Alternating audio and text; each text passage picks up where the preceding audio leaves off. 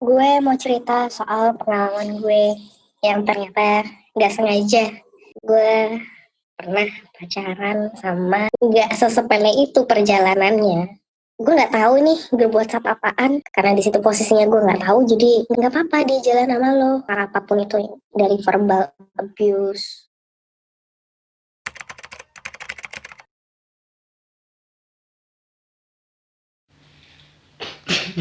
Kader kemana mbek Gilang bangsat iki. Oh. Lah iya. Wis mulai iki lho. Mulai dah. Wis mulai. Oke. Oke, balik lagi sama kita lagi di podcast sebuah pengakuan Beanon. Alik. Kali ini kita punya tema yang agak unik. Apaan tuh, Kak? Kalau sebelumnya kan kita punya tema yang menarik. Ini unik. Ya, Ya. unik. Kayak pacar podcast sebelumnya dong. Oke, baik. Temanya itu aku, kamu, dan dia. Unik sih. Menurut lu gimana? Ayo. Aku bingung cok, opo narasumber bangsat iki. Aku, kamu, dan dia. Aku sih ngono bingung cok. tapi aku suka sama narasumber ini juga, kayak Dia mau bercerita Dia sih. mau Dia bercerita berani tentang- udah cerita. ini intinya dia kayak apa ya? Campir lagi. Cowok punya mana waktu itu. Dia punya apa ya? Pengalaman yang orang lain itu takut. Berdoa. Kamu ya bangsat gimana? Rasanya enggak. Itu kayak lu sendiri pasti nggak mau untuk ngelakuin karena ini membuat nggak tenang, ya kan? Nggak Kenapa tenang. nggak Suatu tenang? hal yang direncanakan juga kayak. Bener. Iya. Iya. Ini kan menurut gue ya, Iya. tapi bukan gue ya. Biasanya orang sih sadar akan melakukan hal itu tuh sadar gitu loh. Ngerti gak sih? Oke. Dia Sadar tapi tanpa Sengaja, Iya, tanpa iya. rencana. Sebelumnya. Dia sadar, mungkin dia kayak ignore gitu loh Oh, untuk iya, konsekuensinya kayak gimana. Menurut gue sih seperti itu. Ya, karena nggak semuanya orang itu punya pengalaman yang baik-baik aja. Karena kalau cuma baik-baik aja bosen. Orang hidup itu nyari sesuatu yang unik, kayak nge-challenge dirinya dia. Ya enggak? Semua orang tuh cari unik. Enggak semua orang sih kayak unik ya. Enggak semua orang, tapi Fokus, Gi, fokus. tapi ini benar-benar unik banget ya. Dari dia bercerita pun kita tuh bisa benar-benar nggak lama deh lu pasti nangkep apa yang dia maksud gitu loh. Kalau dari kita kan susah ya dipahamin ya. Iya. Kita ngomong apa juga nggak jelas. Iya, ya. makanya kalau kalian penasaran sama ceritanya narasumber kita, Anda penasaran? Pasti Ada lah. penasaran? Pasti. Langsung aja kita denger perbincangan sama. Ojo ngono kok. Kancamu durung ngomong itu. Iya, Cuk, nek menurut kamu pira? Lu tuh apain sih di sini sebenarnya? Iya, cuman kenapa sih cuma mulai kan lo? Ya udah langsung aja lah. Ini kayaknya nggak perlu banyak bacot. Tapi kalau kita nggak bertiga kayaknya kurang kan? Iya. Oh. Ya kan? Anggapannya lu punya biji 2 tapi nggak ada batangnya. Kenapa Ya kan? perumpamannya biji ya? Biji Lu paham apa nggak sih? dulu? Iya. Biji apa dulu? Apa? Emang kan kenapa perumpamannya Biji nangka. Iya, biji nangka. Angka. Iya kan? Biji nangka, iya. Biji nangka kalau nggak ada tangkainya, nangkanya nggak bisa tumbuh dong. Iya kan? Makanya kita harus bertiga. Kenapa tuh? Karena kita mau dengerin cerita dari narasumber kita. Oke? Kita langsung aja dengerin. Check this out. Gue mau cerita soal pengalaman gue yang ternyata gak sengaja. Sebenarnya gak sengaja sih. Jadi karena emang gue gak tahu. Gue pernah pacaran sama laki orang. Pele mungkin, kayak laki orang doang gitu. Tapi ternyata nggak sesepele itu perjalanannya. Gue awalnya kenal gara-gara kerjaan sebenarnya. Jadi kayak kenal kerjaan emang as a profesional aja gitu. Ternyata ngobrol-ngobrol nyambung. Terus ternyata beberapa temennya dia ada yang gue kenal juga gitu. Akhirnya ya udahlah ngobrol nyambung segala macam, masih kontak-kontakan. Setelah kerjaan itu pun selesai kita masih keep in touch gitu. Sampai akhirnya kejadian kita pernah apa ya istilah dia planning untuk pengen ketemu lagi gitu untuk dating gitu. Gue sih gue nggak apa ya, karena gue tipikal pun lagi saat itu single, jadi gue pikir ya sekedar ketemu doang, ngobrol kayak makan kayak apa kayak ya santai aja gitu. Long story short, akhirnya kita ketemu terus dating lah gitu. Ceritanya segala macem, makin kenal, makin deket. Gak lama setelah ketemu itu kita memutuskan untuk ya udah kita jalan gitu. By the way, ini sebenarnya kita LDR ya. Jadi kayak ketemunya tuh waktu kita udah jalan pun ketemunya juga jarang-jarang banget gitu, kayak dia di mana, gue di mana. Jadi kalau ketemu ya paling sebulan 2 bulan sekali lah. Terus waktu itu kalau nggak salah udah jalan sekitar 2 bulan atau 3 bulan deh kalau nggak salah. 2 bulan 3 bulan. Terus gue tiba-tiba dapet shock terapi gitu. Shock terapinya adalah tiba-tiba ada grup WhatsApp, invite grup WhatsApp gitu masuk, langsung notif gitu masuk ke WhatsApp gue. Gue nggak tahu nih grup WhatsApp apaan. Tiba-tiba di situ langsung ada chat perkenalan diri, bla bla bla, panjang lebar segala macam, dan langsung bilang kalau ternyata dia adalah istri dari si laki ini. Jadi satu grup WhatsApp itu ternyata waktu gue lihat partisipannya sih emang cuman kayak 3 orang gitu, kayak gue, cowok ini, sama si istrinya gitu. Gue jujur gue langsung speechless waktu itu, langsung bingung aja gitu, gue harus gimana gitu. Tapi cuman gue karena apa ya, karena gue juga baru jalan, jadi kayak gue mikir oh ya udahlah, mungkin ini emang gue nggak harusnya jalan sama dia aja gitu. Waktu itu gue say sorry segala macem, minta maaf di situ sama istrinya. Terus gue juga karena gue emang bukan tipikal orang yang suka rebut pasangan orang gitu. Gue it's big no sebenarnya buat gue gitu. Karena di situ posisinya gue nggak tahu, jadi benar-benar gue nyesel sih, kayak gue minta maaf. Tapi ternyata nggak cukup sampai di situ gitu. Maksudnya gue udah minta maaf pun setelah gue ketika live group itu si cowok ini masih ngejar gue. Dia pokoknya ini yang gimana sih, kayak lo tau lah kayak kalau cowok ngejar cewek yang nggak mau putus gimana sih, dia nggak mau putus, intinya gimana caranya dia ngejar gue. Sampai akhirnya gue nggak ngerti ini beneran istrinya atau bukan yang ngechat gue WhatsApp, maksudnya kayak ngechat pribadi, nggak terus ini lagi ya, nggak terus grup lagi karena gue udah live grup juga gitu. Dia bilang kalau yang gue kaget adalah dia membiarkan si suaminya ini jalan sama gue. Jadi kayak gue shock aja gitu, kayak istri mana yang biarin suaminya jalan sama cewek lain gitu. Kayak dia langsung bilang yang nggak apa-apa dia jalan sama lo. Dia bilang mungkin dia emang lagi bosan, jadi dia pengen cari kenalan baru, dia pengen cari cerita-cerita baru, makanya dia deketin lo segala macam. Gue sih jujur kalau gue punya laki ya gue juga nggak mau kayak gitu. Sakit sih itu, maksudnya kayak lo gila sih, istri mana yang bisa kayak gitu. Terus sampai akhirnya si cowok ini jadi punya keleluasaan buat ngedeketin gue lagi.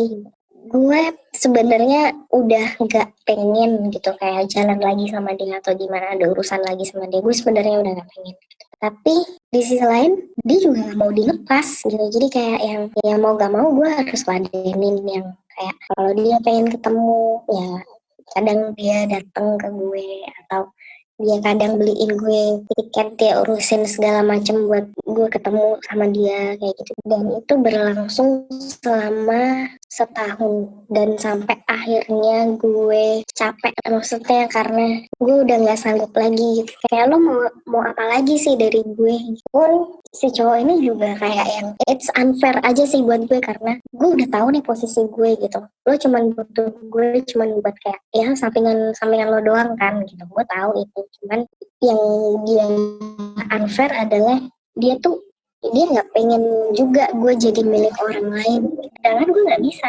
He is being so possessive gitu, like at the end gue nggak nyaman sama itu, meskipun ya gue nggak memungkiri sih kayak dia nggak selalu tapi sering dia kasih gue duit lah, dia beliin segala macam barang lah, segala macam. Tapi buat gue itu tuh gue juga bisa gitu beli sendiri, gue juga bisa cari duit sendiri gitu, posisi gue juga kerja. Jadi ya gue nggak yang terlalu wow dengan harta-harta duniawi gitu sebenarnya. Terus sampai akhirnya setelah setahun itu kurang lebih dia makin agresif setelah itu. Setelah berulang kali gue minta untuk kayak udah cukup itu, dia makin being so agresif. Sampai akhirnya gue banyak kena ancaman. It's a relationship, you name it lah, relationship abuse, yang kayak you name it lah, apapun itu, dari verbal abuse kayak gitu-gitu, mentally abuse gitu, gue udah dapet semuanya. Kayak dia emang ngata-ngatain gue, iya dia ngata-ngatain gue, dia main kasar. Physically abuse, iya dia main kasar sama gue gitu. Terus yang kayak dia minta ini itu harus diturutin gitu, means kayak dia pengen ngewe sama gue tapi dia pengen record itu dan segala macem gitu. Gue nggak ngerti deh, maksudnya dia sesakit itu gitu. Dan kemudian itu yang dijadiin dia buat kayak apa ya, revenge porn gitu loh, buat jadi ancaman kayak kalau lo putus sama gue bakal sebarin nih video kayak gitu-gitu loh, yang ancaman kayak gitu-gitu. Jadi senjatanya dia ya. Jadi senjatanya dia gitu. Jadi kayak yang tiap gue minta yang udahlah gue udah capek kayak gini-gini terus gitu, dia selalu yang jadiin itu senjata gitu. Sampai akhirnya kini gue punya teman yang bisa ngebantu gue soal hal-hal kayak gitu. Dia kenal lawyer dan segala macem. Akhirnya dia ngenalin gue sama lawyer ini, terus diurusin lah semuanya segala macem. Oh ya, by the way gue kayak yang nggak bisa lepas sama abusive relationship, toxic yang kayak gitu tuh hampir almost a year. Jadi in total gue kenal sama dia tuh kayak yang gue in touch sama dia tuh kayak yang almost 2 years yang gue bingung kayak gitu. Jadi kayak yang gue bertahan selama hampir setahun cuman di toxic relationship kayak gitu. Akhirnya diurusin lah segala macam sama si temen gue ini. Dia punya segala dia file-file yang sempat mau dijadiin buat revenge porn itu dibalikin ke gue dan semuanya udah aman dan di-delete sama dia. By the way, case-nya tuh sebenarnya nggak cuman kayak yang revenge porn aja gitu, karena dia juga udah being kriminal soal, karena waktu itu jadi ceritanya gue pernah service device gue gitu ke salah satu tempat langganan gue di Jakarta, dan kebetulan dulu udah pernah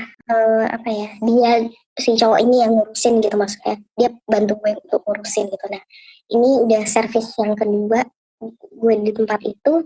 Sebenarnya dia nggak tahu kalau gue service di tempat itu gitu, tapi gue nggak tahu gimana, mungkin karena si yang tukang servis ini juga kayaknya udah mungkin sebenarnya mereka kenal ya atau gimana gitu. Jadi kayak yang dia yang jadi ngurusin gitu yang terakhir, padahal gue sebenarnya yang itu tuh gue nggak pengen dia ikut campur gitu. Jadi kayak yang sebenarnya device ini udah selesai nih, udah kelar di servis, harusnya tukang servisnya bilang sama gue, tapi enggak gitu, dia bilang ke si cowok ini dan malah hilang karena ternyata diam-diam dia menjual gitu kayak. Oh, it's a shit, like Gue nggak ngerti lagi. Yang jelas itu udah kriminal sih, kayak dia ngejual barang yang bukan punyanya tanpa sepengetahuan si pempunya. Itu juga itu jadi kasus apa ya, yang jadi tuntutan gue juga sih sebenarnya waktu setelah yang revenge porn itu. Oke, jadi so ya been stressful lah selama almost 2 years. Itu adalah waktu yang stressful, depressed, iya gitu. Gak ngerti lagi gitu. Mungkin yang di luar sana mungkin nggak cuman gue doang ya yang ngerasain kayak gitu. Manis-manisnya sih banyak, mungkin kayak lo enak-enak aja gitu mau ngabisin duit, bukan duit lu gitu, lo bakal di supply bulanan atau gimana lo pengen shopping gampang belanja gitu, tapi behind that shit itu it's really shit gitu, kayak yang bener-bener ada aja gitu pahit-pahitnya ternyata. Dan gue mengalami itu. Ya lucky you guys yang kalian jalan tapi fine-fine aja dan dapat enak-enaknya doang gitu. Ya bagus gitu. Keep it up. Pertanyaan ya. Oke. Pertanyaan dari gue. Dan lu sadar dong ketika ya kalau tahu itu pasangan orang lain, lu sadar, lu tahu dan lu tetap melakukan itu.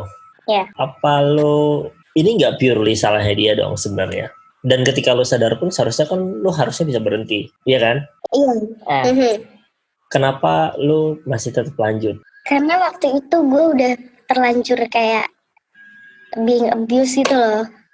Kayak gue udah kena ancaman segala macam. Jujur gue takut sih waktu itu gitu, kayak karena gue bukan yang maksud gue yang waktu ketika dari grup WhatsApp and then dia ngontak lo dan itu kan berlanjut tuh udah baru 2 bulan apa 3 bulan tapi lo tetap ngelanjutin. Apa alasan lo dibalik itu tetap ngelanjutin sama si laki-laki itu? Karena gue udah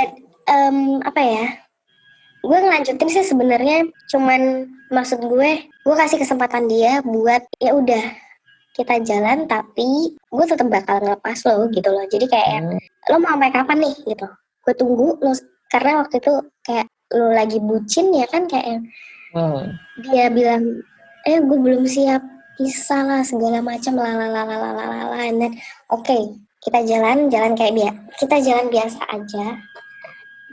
Tapi intinya adalah ini untuk ya udah sampai lo siap aja gitu.